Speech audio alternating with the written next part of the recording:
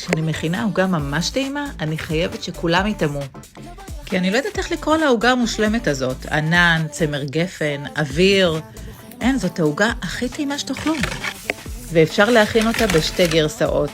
גם בגרסת השיש פה בסרטון וגם כעוגת תפוזים. אופן ההכנה שלה מזכיר קצת את אופן ההכנה של עוגת גבינה.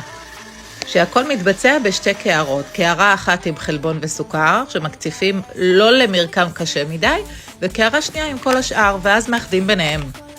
יש כמה דברים שממש חשוב להקפיד כדי שזה יצא לכם ככה. קודם כל, לא לשמן את התבנית בכלל.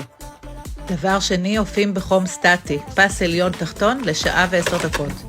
ולא לפתוח את התנור לפני שעברה שעה לפחות. אחרי שהעוגה מוכנה, אתם מוציאים אותה החוצה והופכים אותה על הרגליים. זאת תבנית אנג'ל. היא לא סתם כזאת מיוחדת, כי מה שקורה זה שהעוגה נמשכת כלפי מטה כשהיא הפוכה, ואז הגובה נשמר. ואימא'לה, תראו זה עוגה. למי עכשיו יש אומץ להגיד לי לא על לטעום את הדבר הזה? תקשיבו עוד דבר. אתם משגעים אותי בכל סרטון. איפה המתכון? מי שרואה את הסרטון במסך מלא, שיצא מהמסך המלא, מתחת לפוסט יש מתכון. הכל כתוב, הכל מוסבר, גם איך הופכים אותה לעוגת תפוזים מטורפת. איך בא לי שתכינו אותה? מי שרוצה קישור לתבנית, שיגיב לפוסט.